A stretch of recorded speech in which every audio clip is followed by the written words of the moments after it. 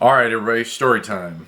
A few weeks ago, I was watching a video from Drum Corps International. I was watching the Commandant's Own Drum and Bugle Corps, which performed at I think it was 2018 Drum and Bugle Corps Finals, DCI Finals in Indianapolis. And by the way, if you haven't seen that, do yourself a favor and check that out because it's really cool. They're the top Marine Corps Drum and Bugle Corps. I don't know if there are any others, but they're really good. It's kind of old school, but not just so old school that it's just 6 to 5 straight lines up and down. It's not that. They kind of move around a bit, but it's not super drum corps like either, like with the drum corps we have now. It's kind of old school, but it's very cool to watch. They're not really big. I would guess. I'm looking at it right now. It looks like about 75 members in the whole thing altogether. And of course, they are spectacular. They are clean. That is a clean, plain organization. They march just kind of low-key, but they march really well. Anyway, my point is, I saw that, and then I remembered, kind of stirred up some memories. I think it was the spring of 1994, I went and auditioned for the President's Own the Marine Corps band, the top band, the one that plays at all the presidential events and things like that.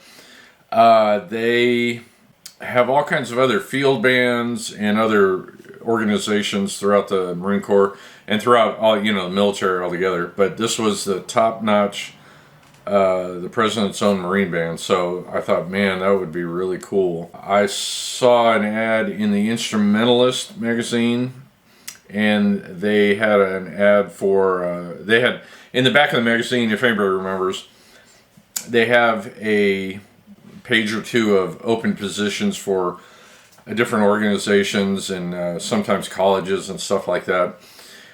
For wind players. I'm a saxophone player, and in the 90s I was a band director and in a town called Midland, Texas. And at the end, I guess of my second year in 94, I saw this ad and I thought, man, that'd be cool. Let's do it. Let's try out.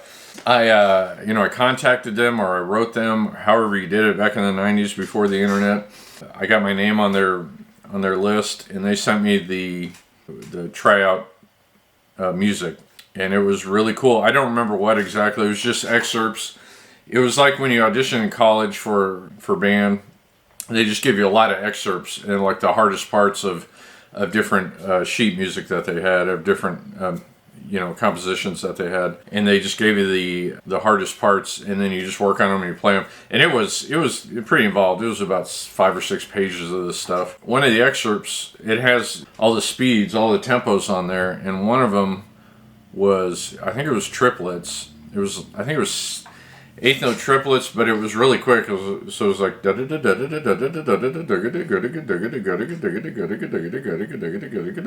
so I had to like do this triple tonguing thing, which I could do. I remember I called them and I said, "Is this right?" And the guy was like, "Well, if it's on there, it's correct." So okay, I guess it's right.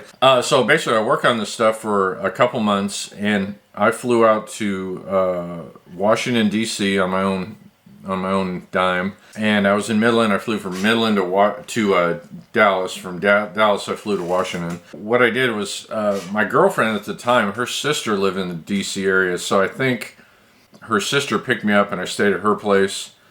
And then in D.C., I took a cab to the Marine Barracks in D.C. because that's where all this was. It was a good experience. I went there. I went to the band hall. I think I was, dressed in a suit because you want to dress nicely. Or if not a suit, it was a, nice shirt and tie kind of thing. And I went into the band hall, and it was a lot smaller than I thought. And I remember there was 65 people, and they're all playing alto. Everybody's playing alto sax. My thinking is, I don't know this for sure, but I think the way they did it was, you all audition on an alto, and then if you're in it, it's just 4 people in the sax section, 2 altos, a tenor, and a bari. I think you just rotate through the section. So, you know, maybe you play first, then you switch to second, then you go to tenor, then Barry, then you flip back, you know, I'm assuming for each concert, but I don't know that for sure. That was the impression I got. They never really told us, but everybody tried on an alto, and I think you just rotated through the section. That was it. It was a good experience. They had us in groups of 5. Like I said, it was about 60 or 65 people. It's probably about 75% guys and 25% women, but there was a mix. We went in groups of 5, and I don't know, probably about the 5th or 6th group, something like that. Not to be snarky or snobby or anything, but I didn't think, oh, I'm gonna nail this and I'm gonna get it. But I thought, okay, I'm pretty good, I'm pretty decent, and I've been working really hard on that stuff. And also there was some legit sax music that they wanted you to play from this measure to this measure, and they included all that. And then, but I remember thinking, okay, I should be able to make the first cut because they didn't cut. I was kind of expecting just to make that first cut. And then after that, I wasn't expecting a lot. But I thought, okay, I'm good enough. I should be able to get past the first round. So I went in with my group of 5, and then we just went on the stage. Or I went on the stage when it was my time. We all went one at a time, and I played. They told me which ones to play, and I played it. And I felt I did very well. I probably made 1 or 2 little bloops, but it was nothing major. And I just, I had been working so hard. I had pretty good confidence going into it, and I just knew my stuff. Then everybody else in my group of 5 played. Then what they did is they took us on the side of the stage. They said, okay, group, whatever you were, come over here. And they brought us to the side of the stage, and the guy basically said, well, nobody in this group is moving on. I'm like, oh, jeez. All right. That was the shocking part. And because, like I said, I thought I was going to make the first cut, but I didn't. Nobody did in my group.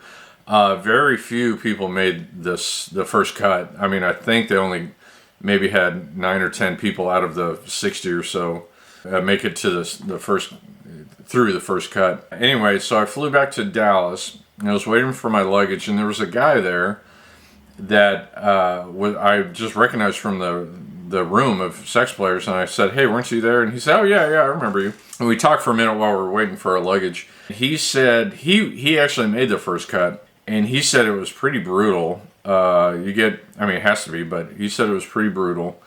And you get into the first cut, and what they told him was that he was a fine player, of course, but he said they thought he was too much of a soloist type player, and they were really looking for obviously someone who just fits into the unit real well. And other than that, he said I didn't get much feedback, but that was it. So he was too much of a soloist type player to be in the group. But anyway, yeah, overall it was a good experience, and I just thought that was it was a fun thing to remember. And I thought I'd just talk about it before I kind of forget later on in life. So that was it. That was my experience auditioning for the President's Own Marine Corps Band. There you go.